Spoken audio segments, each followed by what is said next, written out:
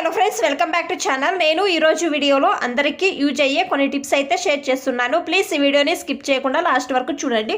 ఆ టిప్స్ ఏమని చూద్దాము.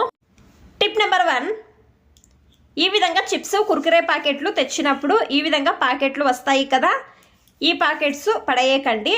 నేను ఇది తుడిచి ఇందులో ఒకటి వెల్లుల్లి వేసి చపాతీ కర్రతో దంచాను. పొట్టు అంతా కూడా నీట్గా ఓపెన్ అవుతుంది. మీరే చూస్తున్నారు కదా ఎంత నీట్గా ఓపెన్ అయ్యిందో.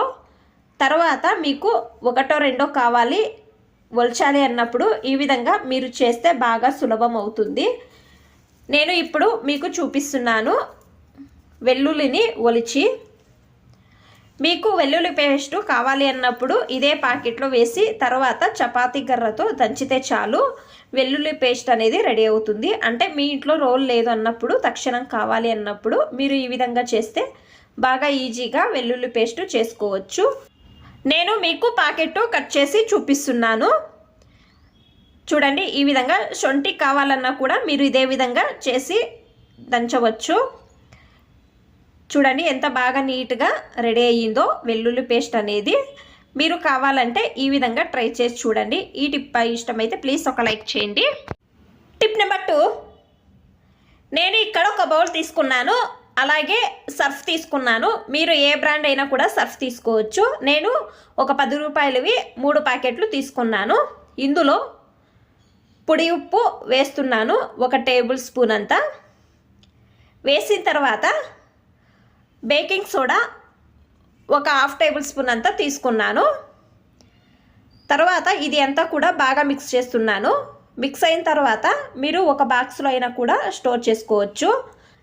తెల్ల బట్టలు, బనీన్లు, అలాగే వైట్ షర్ట్లు ఉంటాయి కదా, పిల్లలు బయట ఆడడానికి వెళ్తారు కదా, లేకపోతే భోజనం తినేటప్పుడు మరకలు అవుతాయి కదా, ఇవి అన్నీ కూడా మనము వాష్ చేయడము కష్టం అనుకుంటాం కదా. ఆ టైంలో మీరు ఏం చేయాలి అంటే, నేను ఇక్కడ ఒక బకెట్లో కొన్ని నీళ్లు తీసుకున్నాను, కొంచెం సర్ఫ్ వేస్తున్నాను.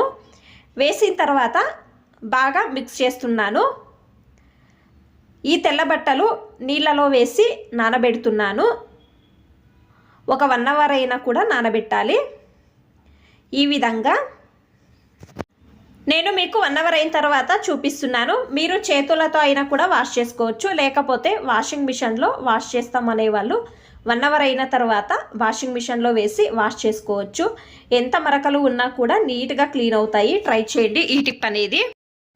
టిప్ నెంబర్ 3, పేస్ట్ ఖాళీ అయి ఉంటుంది. ఒక్కోసారి ఖాళీ అయిన తర్వాత మనం ఏం చేస్తాము, పేస్ట్ ఉండదు అని పడేస్తాం కదా.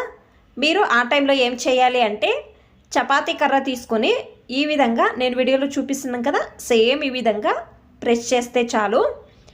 తర్వాత నీట్గా ఫోల్డ్ చేయండి. నేను వీడియోలో చూపించే విధంగా కింద నుంచి పైకి ఒక హెయిర్ పిన్ ఉంటుంది కదా, ఈ విధంగా వేయండి. మీకు ఒక 2 రోజులకు పేస్ట్ అనేది దొరుకుతుంది. ఈ విధంగా చేయడం వలన మనం ఏం చేస్తాము, కొంచెం ఉన్నా కూడా పడేస్తాం కదా, ఇది కూడా యూజ్ చేసుకోవచ్చు. ట్రై చేయండి, ఈ టిప్ అనేది బాగా హెల్ప్ అవుతుంది. టిప్ నెంబర్ 4, నేను ఇక్కడ ఒక బౌల్లో కొన్ని రైస్ తీసుకున్నాను. మీరు రెగ్యులర్గా ఏ రైస్ యూజ్ చేస్తారో ఆ రైస్ అయినా కూడా తీసుకోవచ్చు. అలాగే కొన్ని లవంగాలు ఇందులో ఈ విధంగా నేను వీడియోలో చూపిస్తున్నాను కదా, సేమ్ ఈ విధంగా పెట్టాలి. పెట్టిన తర్వాత మీ బీరువాలో కానీ కబోర్డ్లో కానీ పెట్టండి. ఇప్పుడు ఎక్కువగా చలిగా ఉంది కదా, బట్టలు ఒక విధంగా స్మెల్ వస్తున్నాయి అంటే ఈ విధంగా పెడితే ఎక్స్ట్రా తేమాంశం అంతా కూడా పీల్చుకుంటుంది. మీరు ఈ విధంగా రైస్ పెట్టడం వలన ట్రై చేయండి. ఈ టిప్ అనేది బాగా హెల్ప్ అవుతుంది.